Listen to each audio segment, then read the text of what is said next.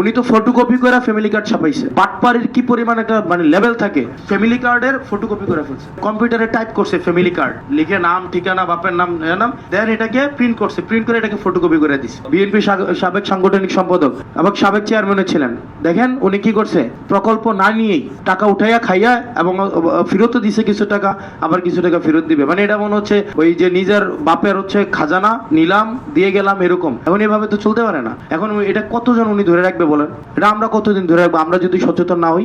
সুতরাং ওনাদেরকে কোনো স্পেস দিবেন না। উনি কি কোনো মানে লিগ্যাল বডি? আপনার এখানে কোনো লিগ্যাল বডি? তাহলে উনি এখানে কেন যাবেন? আপনি আমাকে বলেন। উনি তো ফটোকপি করে ফ্যামিলি কার্ড ছাপাইছে।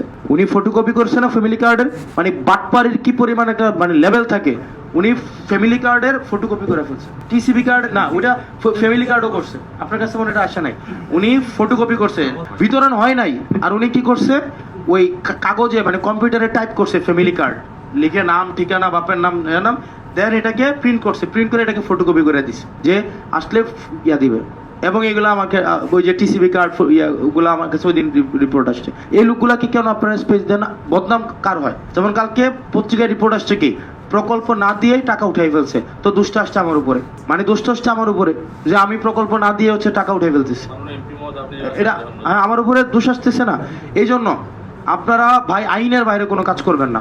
আর পলিটিক্যাল যে দলগুলো আছে, বিএনপি, জামাত, এনসিপি, ইসলামিক আন্দোলন, এটা সেটা, তারা তাদের জায়গা থেকে তারা রাজনীতি করে না, তারা তাদের বেনিফিশিয়ারি গ্রুপ আছে, তাদের লোক আছে, তারা তাদের জায়গা থেকে আপনাদেরকে তারা পরামর্শ দিবে। তারা গিয়া বলবে যে আমাদের এই লোকটাকে বা এই লোকগুলো হচ্ছে তৃণমূলের মানুষ, খেটে খাওয়া মানুষ, তারা অর্থনৈতিকভাবে আপনারা তাদেরকে বিবেচনা করবেন। তারা আপনাকে পরামর্শ দিবে, তাদের পরামর্শ নিবেন, কিন্তু আবার বিচারটা আপনি নিজে দেখবেন তার অর্থনৈতিক অবস্থাটা, সে কত বছর ধরে পাই যাইতেছে, সে কি রেগুলার পাইতেছে কিনা। একটা লোক আজকে 10 বছর ধরে পাইতেছে, দেওয়ার দরকার নাই তো। এই জিনিস